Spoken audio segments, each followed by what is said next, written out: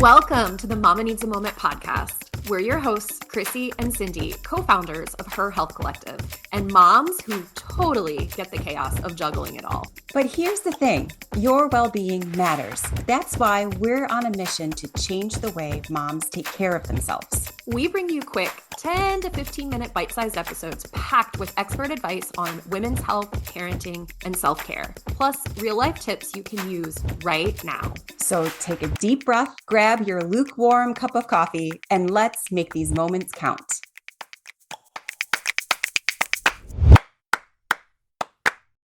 Today's guest is Ashley Sponsky, a registered dietitian and certified personal trainer who's all about ditching the diet rules and helping people build a healthy relationship with food and movement.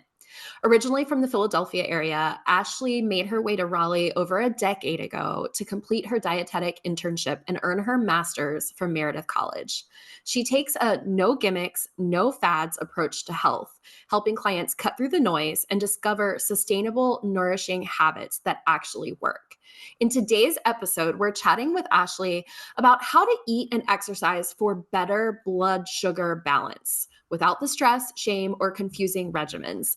If you've ever felt overwhelmed trying to do it all right, this one's for you. And I have to say, I am super excited about this topic. Blood sugar has recently become, I don't want to say an obsession because that's bad, but it's something I'm very excited to learn more about and dive into. I have the continuous glucose monitor I'm following, and I'm seeing how food impacts my blood sugar levels, and it's fascinating. The human body is fascinating, and I'm just really excited to dive into this topic. So Ashley, thank you for being with us today. Thanks for having me. I'm so excited. I have to say, I'm very interested in this as well. And the first question that I want to talk to you about to begin our discussion is on the topic of exercise. We know that physical activity plays a really big role in blood sugar regulation. But as a former fitness instructor, Chrissy was as well, we understand that not all exercise is created equal. So we'd love for you to share ways that the different kind of movements can be especially beneficial. So how often should we be doing them? What is the best movement that will help lower or stabilize our blood sugars?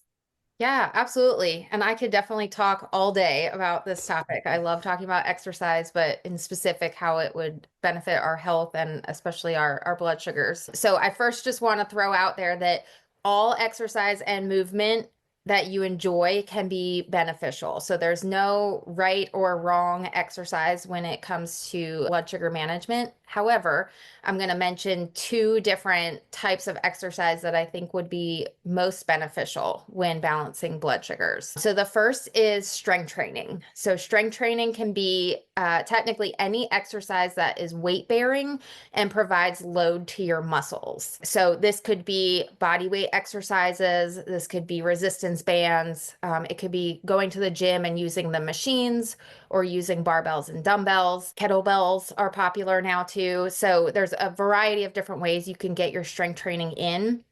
But strength training is really going to be one of your keys to blood sugar success. The general recommendation is to strength train about 2 times a week. And if you are strength training 2 times a week, we're looking for full body movements. So using major muscle groups and incorporating major muscle groups throughout your entire body. You're, of course, able and recommended to work out even more than 2 times a week if you see that fit in your routine and your schedule. But if you only have limited time to exercise and you're looking to lower those blood sugars, 2 times a week of full body movements will do the trick. I actually have a question about the strength training piece of it. Is it still the case that when you select the weights that you'll be using, that you select a weight where you struggle to finish your final repetition? So how many repetitions? How do you go about choosing the weight? And perimenopause, they say to start lifting heavier. So can you guide us a little in those areas? Yes, absolutely. So you're right that the recommendations still are to what's called reaching muscular failure when you're doing your sets and your reps. So a lot of times we, especially as females, we like to quote tone and pick lighter weights and do a lot of reps of those exercises. And it's not necessarily a bad thing, but if you're looking to build muscle mass, which is our overall goal with strength training, is to, gain more lean body mass on our body, we want to be lifting a little heavier. So I generally recommend programming workouts where you're doing 8 to 12 reps. That might be give or take a few reps depending on what a person's ultimate goals are and, their exercise history and things like that. But in general, I like to keep that 8 to 12 rep mark because that's still in like your technical strength zone where you can accumulate weight over time and build up your weight status with dumbbells or barbells. But once you hit 12 reps and that becomes too easy for you, you're not really hitting that muscular failure, or it just becomes too easy for you to lift that weight, it's time to bump that weight up and go back down to 8 reps and challenge yourself again. If we keep using the same weights and the same reps over and over again, our bodies get very used to that, and we miss out on that opportunity to really break down those muscle fibers and regrow the muscle. That's great. And were there any other effective types of movements that you would recommend besides the weightlifting? Yes. So the other recommendation I have is brisk walking. So I love recommending walking because it's relatively simple to do. You can do it anywhere. And I truly consider walking to be the best medicine just because it's universally, everyone is capable of doing walking to a certain degree. So when you walk, and same applies to strength training, but when you walk, your muscles actually contract, and that uses glucose, which is the simplest form of carbohydrate in our body. We use that for energy. So when we are lifting weights or doing a walk, we allow that extra blood sugar or glucose that's hanging out in our bloodstream to transport into the muscle, and we actually use it for energy and fuel. Versus when we're sedentary, it just kind of hangs out in our bloodstream if we don't have proper usage of insulin in our body. So walking can really help that insulin sensitivity in our body and bring that blood sugar into the muscle and provide energy usage that way. So the recommendation for walking in general is 150 minutes a week, which technically breaks down to about 21 minutes a day. And that's relatively doable for most people to get in, a 20-minute walk or maybe a 30-minute walk a few times a week. So it's a relatively simple tip to provide. And for those who have diabetes or pre-diabetes or even gestational diabetes, a pro tip is to go for a brisk walk right after your meals, because that will help lower your blood sugar and stabilize it after you eat a larger meal. Yeah, as you were talking, I was thinking about that because I've seen that firsthand with the continuous glucose monitor after a big meal.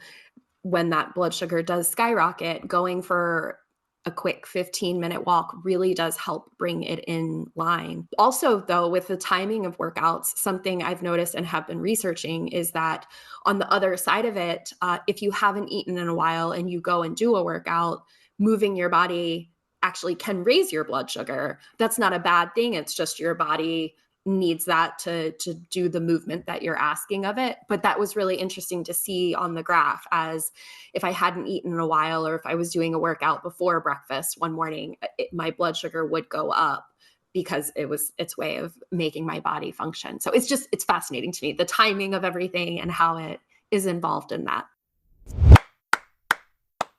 Do you love our real, unfiltered conversations on motherhood? Help us keep them going. By becoming a patron, you're not just helping us keep the podcast going, you're fueling meaningful conversations, supporting moms, and helping us bring on even more incredible expert guests. Plus, you'll get access to exclusive perks like behind-the-scenes content, bonus episodes, and a deeper connection to our Her Health Collective community. Join us today and be part of something special, because every mom deserves a moment. Let's make sure we can keep creating them together. We've talked a bit about exercise, and exercise is a great way to help manage blood sugar and, keep it in a healthy range. Let's move over to food. Food is a very tricky area when it comes to this, and I'm realizing is different for everybody, because if I eat a potato, I have this kind of response and, my partner does not. So it's an interesting kind of thing to be aware of. But when it comes to food, what are some simple, realistic dietary tips people can follow to help balance their blood sugars throughout the day? I've found that there's a lot of overwhelming advice out there, especially online, as usual. And we'd love to hear your take on just small, sustainable changes that actually make a difference without feeling restrictive or stressful.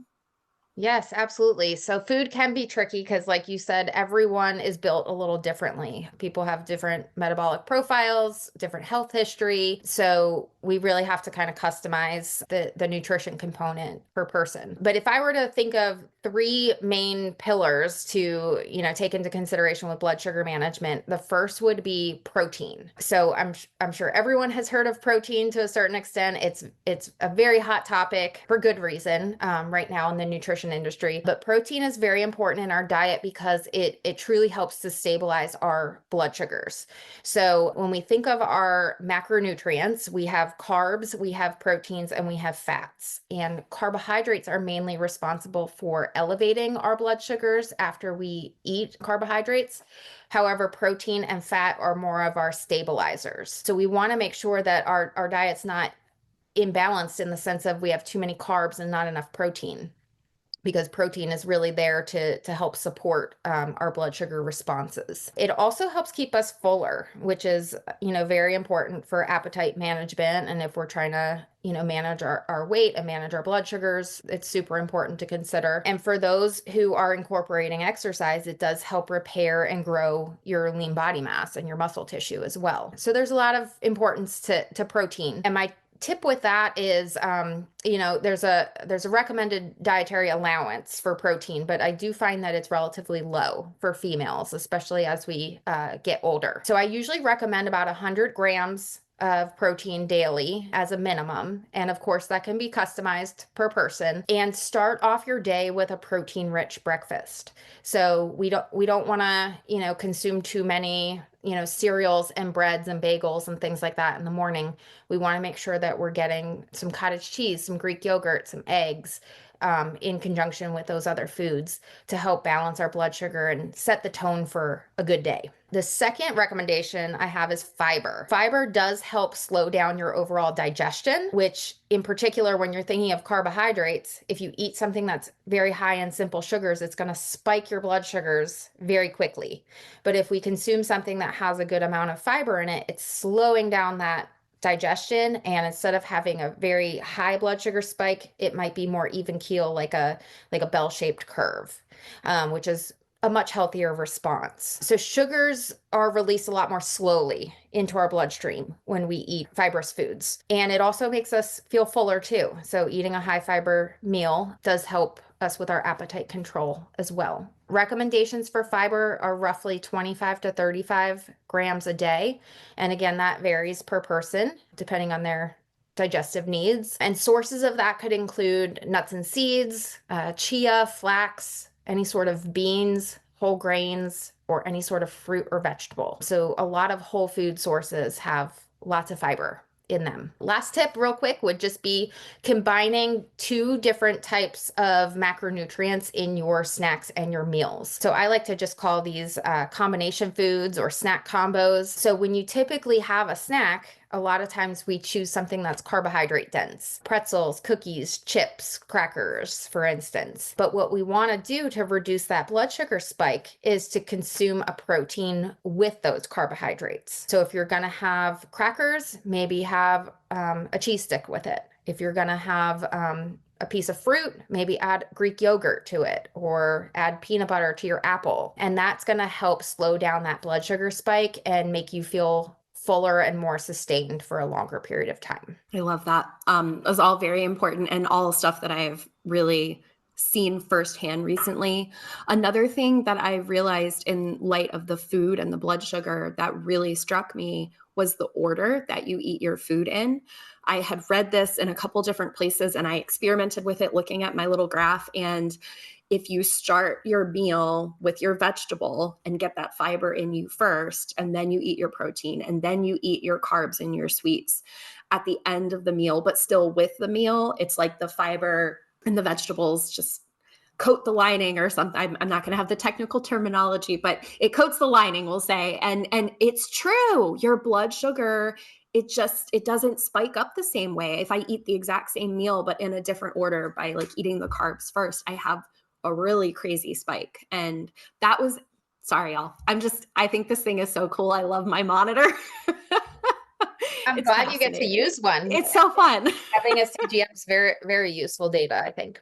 It is. It really is. I wonder if this is everybody. You don't ever have a problem with excessive carbs.